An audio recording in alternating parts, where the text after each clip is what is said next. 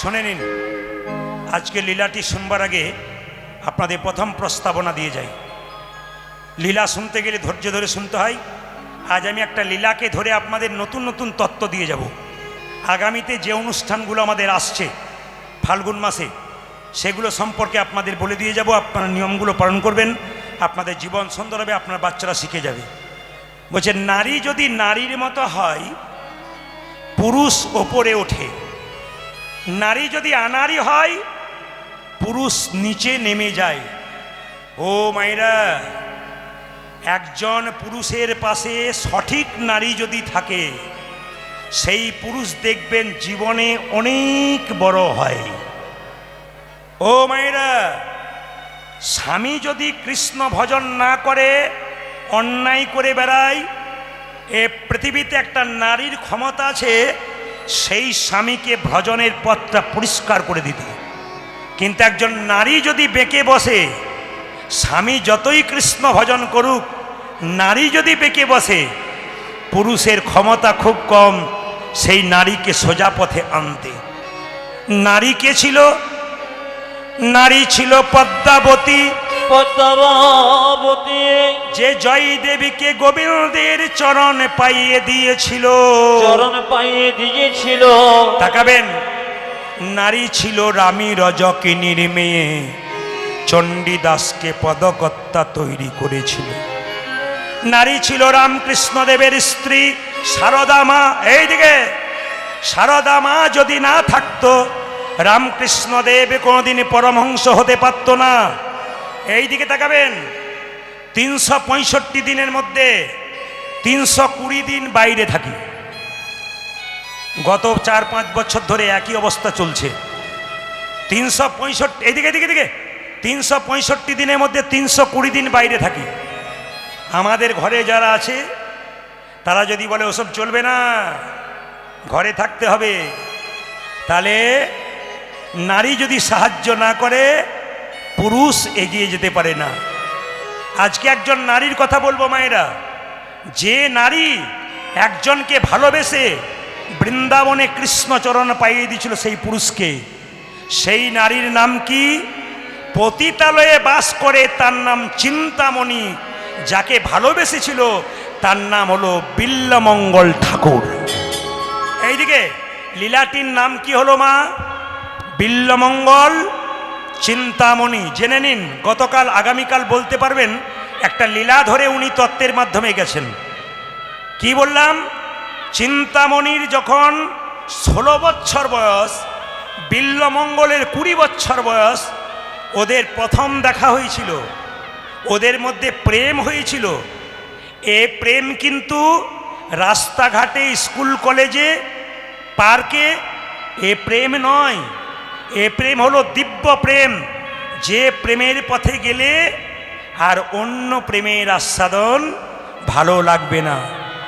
এই দিকে তাকাবেন, হিন্দু ধর্মে কিছু কথা আছে, একটু ভালো করে জেনে নিন।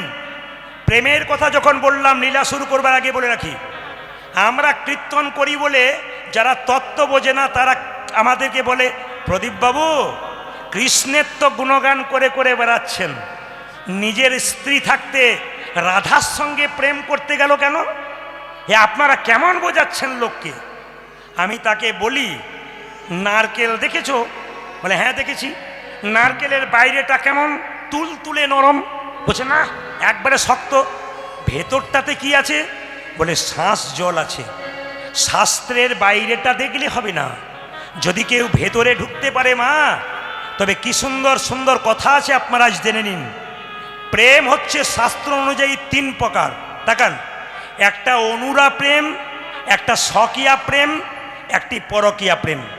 তাকাবেন, অনুরা প্রেম কাকে বলে? বিয়ের আগে স্কুল কলেজে, রাস্তাঘাটে, পার্কে যে প্রেম ছেলে মেয়েদের, ওটার নাম অনুরা প্রেম। আগে ওটা একটু লুকোলুকি থাকতো, এখন আর কোনো অসুবিধা নাই, সব বিদেশের মতো ফ্রি হয়ে গেছে। এই দিকে তাকাবেন, একটা হচ্ছে স্বকীয়া প্রেম। স্বকীয়া মানে কি? স্বামী স্ত্রীর সম্পর্ক হয়ে গেল, দুজনের মধ্যে প্রেম, একসঙ্গে বেড়াচ্ছে, আনন্দ করছে, এটা বিধিসম্মত, এটা আইনসম্মত, এটা কিন্তু সবাই মেনে নেবে। এই প্রেমটার নাম কি? পরকীয়া প্রেম। কোনো স্ত্রী স্বামী থাকতে যদি পরপুরুষের সঙ্গে প্রেম করে, কোনো পুরুষ যদি স্ত্রী থাকতে পরনারীর সঙ্গে প্রেম করে, তাকে বলে পরকীয়া প্রেম। এখন আপনারা প্রশ্ন করবেন যে কৃষ্ণের তো 16,108টা স্ত্রী ছিল, রাধার সঙ্গে প্রেম করলো, দাদা এ প্রেমের নাম কি? এ প্রেমের নাম তো পরকীয়া প্রেম। তাহলে কি শিক্ষা দিচ্ছেন? এটা আগে জানতে হবে। সবাই জেনে নিন, রাধারানী কৃষ্ণ স্বামী স্ত্রী। প্রমাণ কি? সবাই তাকান। যখন নারায়ণের ধ্যান করলেন সুতপা মুনি, তিনি নারায়ণের ধ্যান করছেন। সুতপা যখন ধ্যান করছেন, নারায়ণ সন্তুষ্ট হয়ে বলল, সুতপা কি চাও? আমি তোমার স্ত্রীকে আমার স্ত্রী রূপে পেতে চাই। নারায়ণ বলল, সুতপা তোমার জানা দরকার। এই সুতপার কথাটা কোনো শাস্ত্রে আছে, কোনো জায়গায় অভিমন্যু আছে, যে যেমন বলতে পারে। আবার অভিমন্যু বলা হয় কি? তো যাই হোক, একটা নাম দিয়ে বলি, লক্ষ্য করুন। ও যে এই যে সুতপা, তুমি লক্ষ্মীকে স্ত্রী রূপে পেতে চাও? জগতের মানুষ লক্ষ্মীকে মা বলে ডাকে, আর তুমি তাকে স্ত্রী রূপে পেতে চাও? তোমার লজ্জা করে না? সুতপা বলে উঠল, শোনো ঠাকুর, আমার ধ্যানে সন্তুষ্ট হয়েছ, তুমি দেবে কি না দেবে বলো, তুমি দেবে কি না দেবে, নাহলে আমি ধ্যান করেই যাব। ভগবান নারায়ণ বললে, ঠিক আছে, আমি আমার লক্ষ্মীকে তোমার কাছেই পাঠিয়ে দেব। তবে শুনে রাখো, তুমি যেমন বুনো ওল, আমি তেমন বাঘা তেঁতুল। এইদিকে আমার স্ত্রী দাপরে, তুমি হবে আয়ান, আমার স্ত্রী হবে রাধা, আমি হব কৃষ্ণ। তোমার কাছে যাবে, তুমি নপুংসক হবে, তোমার সঙ্গে থাকবে, কিন্তু আমি আমার রাধার সঙ্গে প্রেম করব। বলুন মায়েরা, নিজের স্ত্রীকে পরপুরুষের কাছে দিয়ে তাকে নপুংসক করে তারপর রাধার সঙ্গে প্রেম করলো। এবার আপনারা কি বুঝলেন? কৃষ্ণ রাধা প্রকৃতপক্ষে স্বামী স্ত্রী। বলবেন তবু তো পরকীয়া হলো। পরকীয়া প্রেমটা ভগবানের জন্য শ্রেষ্ঠ। অনেকে বলে ভগবান 16,108টা বিয়ে করেছে, আমি দুটো করব না কেন? আমাকে বলে। বললাম তাহলে এক কাজ করো, ভগবান কড়ি আঙুলে গিরি গোবর্ধন পাহাড় তুলেছে, তুমি একটা ইঁট তুলে দেখাও না। কি বলছেন? ভগবান একটা সাপকে মেরেছিল কালিয়ানাগ, তুমি একটা জলঢোর সাপকে ধরে দেখাও।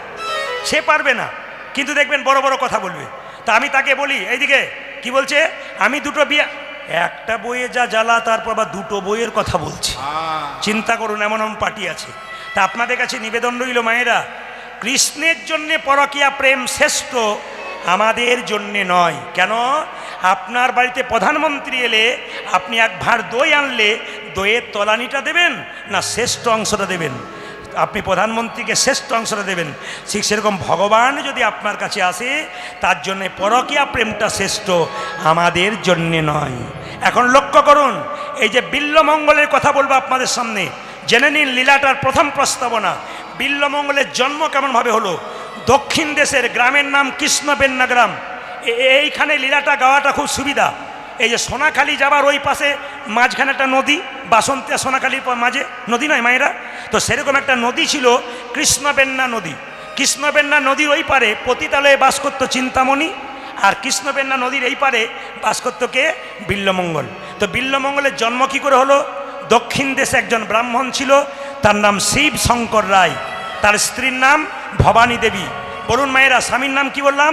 শিব শঙ্কর রায়, স্ত্রীর নাম কি বললাম? ভবানী দেবী। তাকান আমার দিকে মায়েরা, টাকা পয়সা গাড়ি বাড়ি সব থাকবে, একটা জিনিস না থাকলে সংসারে সুখ নাই। কি বলুন তো? কোনো মেয়ে যদি মা হতে না পারে। ভবানী দেবী এতদিন কত মন্দিরে